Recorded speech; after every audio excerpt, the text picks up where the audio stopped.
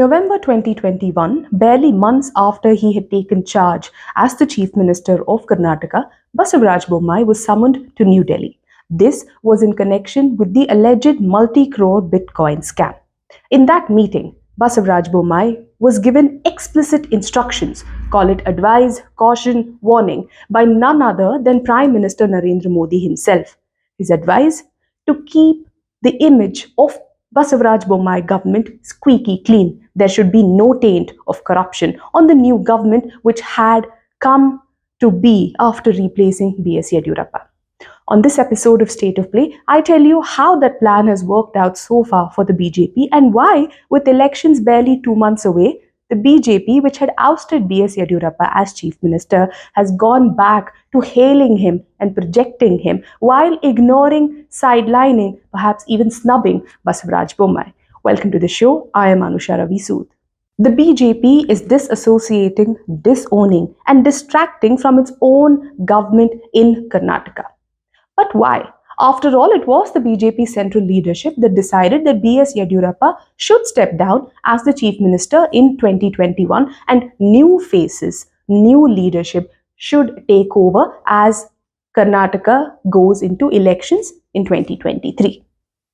But the only name that did not find any mention, whether it was in the Prime Minister's two speeches on Monday in Karnataka or Home Minister Amit Shah's appeal for votes earlier in February, was that very new face, new leadership, new name, Basavaraj Bommai, who replaced B.S. Yediyurappa as Chief Minister. Instead, the party and its two top leaders have gone back to hailing B.S. Yediyurappa. In fact, Prime Minister Narendra Modi made it a point to hold B.S. Yediyurappa's hand and walk together into the newly inaugurated Shivamogga airport. And as if on cue, the videos and photographs of the Prime Minister holding B.S. Yediyurappa's hand and walking in were shared by hundreds of social media handles, including that of journalists.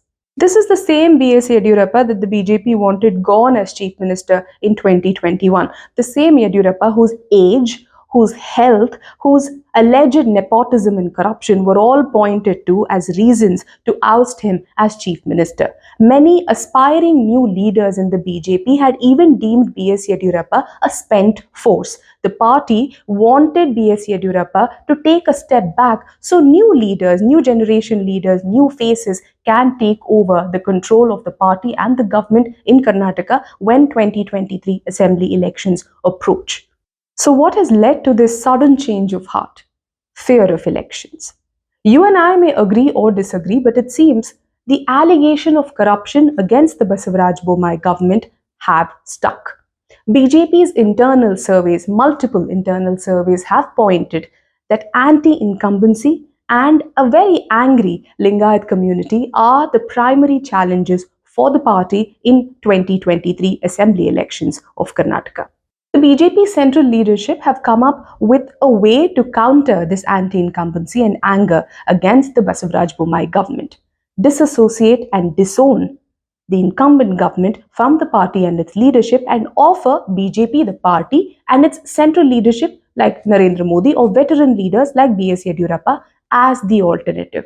This is what Amit Shah said when he was in Karnataka last time. एक बार मोदी जी पर भरोसा करिए, एक बार येदियुरप्पा जी पर भरोसा करिए, हम कर्नाटक में एक ऐसी सरकार देंगे जो 5 साल में कर्नाटक को भ्रष्टाचार से मुक्त करेगी और कर्नाटक को पूरे दक्षिण का 1 नंबर का राज्य बनाएगी. It isn't as if Home Minister Amit Shah has forgotten that his party, the BJP, has been in power in Karnataka for almost 4 years now. It isn't as if Amit Shah does not know that anti-incumbency and allegations of corruption are huge challenges before the Basavaraj Bommai government. But with this one appeal, asking people to vote, to trust Narendra Modi and B.S. Yediyurappa, not Basavaraj Bommai. Basavaraj Bommai did not find any mention in Amit Shah's appeal. But by this one appeal, Shah was quickly able to create a perception of us and them, quickly distancing the party, the party's leadership from the incumbent government in Karnataka led by Basavaraj Bommai. But there's something more fun about this. Amit Shah is seeking votes in the name of B.S. Yediyurappa, who is not part of the incumbent government in Karnataka today.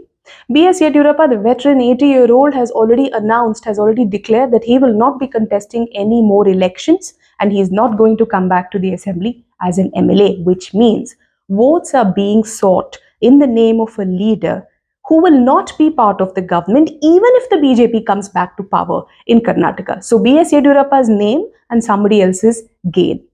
Amit Shah also promised that the BJP, if voted back to power, will make Karnataka corruption free, will root out corruption from Karnataka in the next 5 years. Ironically, B.S. Yediyurappa in 2011 was arrested and jailed on charges of corruption. At that point in time, too, BJP was in power in Karnataka. B.S. Yediyurappa was asked to step down barely a few days before his arrest.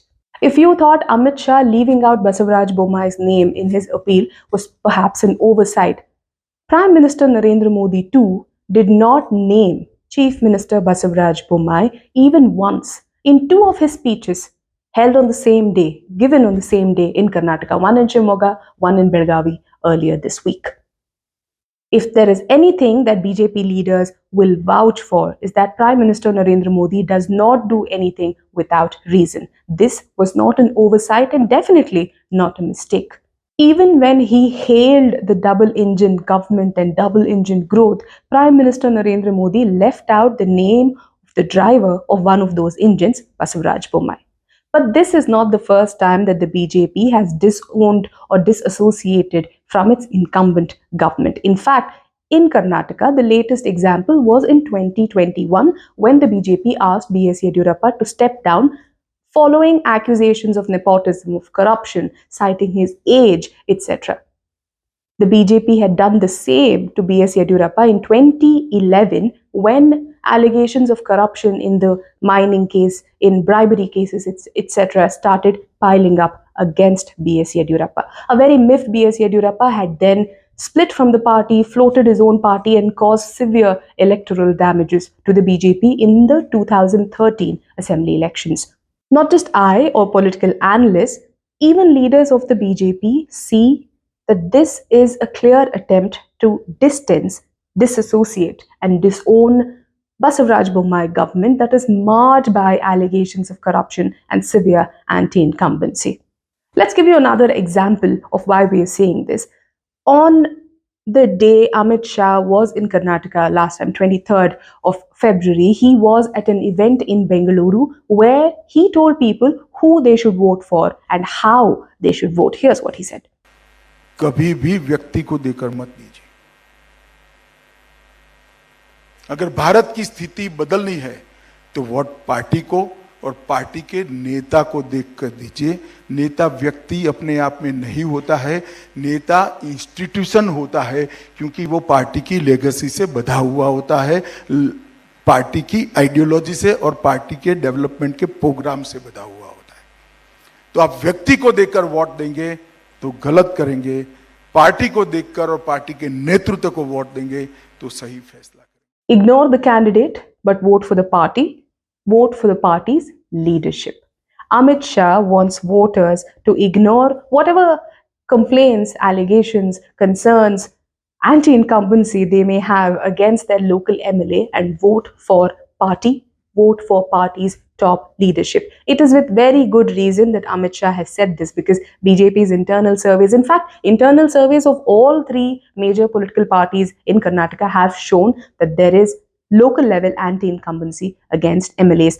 Amit Shah's pitch to voters to ignore their anger and angst or complaints or concerns they may have against the MLAs, but focus on the party to vote for, also shows that the party is asking voters, or perhaps is distracting voters from the concerns that they may have against their MLAs and instead focus on the party and party's leadership, in this case, B.S. Yediyurappa and Narendra Modi.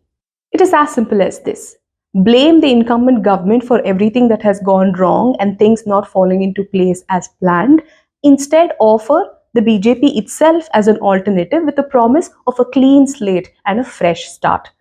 The BJP came up with the same pitch in Himachal Pradesh. The Congress too attempted this in Punjab. In both these instances, in assembly elections in Himachal Pradesh and Punjab, the results were not quite as expected by both these parties. The BJP lost Himachal Pradesh and the Congress humiliatingly lost Punjab. However, the same disassociation, disowning technique has worked in the BJP's favor in Assam, in Gujarat, in Uttarakhand, where there was either a problem of plenty infighting and power tussle or severe anti-incumbency. How will this go in Karnataka? We'll have to wait and watch. But what worked for the BJP in these three states was the availability of other strong leaders in Karnataka. That seems to be the BJP's problem, not being able to crack who will lead the party post this election if the BJP were to come back to power. The severe anti-incumbency and the huge corruption allegations against the Basavaraj Bommai government may explain why the BJP central leadership wants to distance itself from the incumbent government in Karnataka. Things have not gone as planned when they replaced B.S. Yediyurappa with Bommai. But what about this sudden love for B.S. Yediyurappa, the man that was asked to step down as chief minister, citing various reasons, including nepotism and his continuous pushing for his son B.Y. Vijayendra's political career, somebody who was deemed as a spent force in the party, somebody who the party wanted to take a step back so new leadership, new faces can be projected. So why this sudden love for B.S. Yediyurappa? It's as simple as Lingayat votes. Like we pointed out, the BJP's internal survey has suggested that its huge vote bank, the Lingayat community, is not as happy as the BJP would like them to be with the party. There is little doubt that B.S. Yediyurappa is still the undisputed mass leader from the Lingayat community. He still holds his sway, he still has great influence over this particular community. In fact, ever since he has been projected as the face of this election, as the face of BJP in this election, B.S. Yediyurappa has been making fervent pleas to the community to stand with him, to support him in this particular election. Other than the Lingayat vote base, another challenge the BJP is facing is from its own support base, cadres largely from regions like coastal Karnataka in Malnad region, where there is anger against the current crop of leadership, state leadership in Karnataka. With no other leader, including the likes of Basavaraj Bommai or Prahlad Joshi, being able to rise to the stature like that of B.S. Yediyurappa, BJP has been compelled to fall back on 80-year-old B.S. Yediyurappa. Suddenly, age seems to be no matter. A senior parliamentarian of the BJP told me during a conversation that in the recent Amit Shah event in Bengaluru, this was an RSS affiliate organization that was holding the event, and he was speaking to what you can presume to be largely staunch BJP voters, followers of the RSS, supporters, sympathizers of RSS and BJP. In that event, somebody from the audience asked Amit Shah a question about 40% commission allegations against the Basavaraj Bommai government. Amit Shah was sharing the dais with Basavaraj Bommai at this particular event. The senior parliamentarian from BJP insists that the question irked Amit Shah, left him very embarrassed. Although he did respond to the question, it left him very embarrassed, adding to why the party is looking to disassociate and disown itself from the incumbent BJP government in Karnataka. The party hopes that if it is able to disassociate itself from the incumbent government in Karnataka, it can hold the Bommai government responsible for all the bad and the ugly and project itself as good, clean, and a new opportunity for voters in Karnataka to choose. Now that we've spoken so much about it, maybe Amit Shah and Narendra Modi will start giving credits to Basavaraj Bommai the next time they are in Karnataka. But will they is something that we will keep a close track of, and we will keep you informed of how this strategy of the BJP is playing out. Thank you so much for watching this show. Do stay tuned to thesouthfirst.com.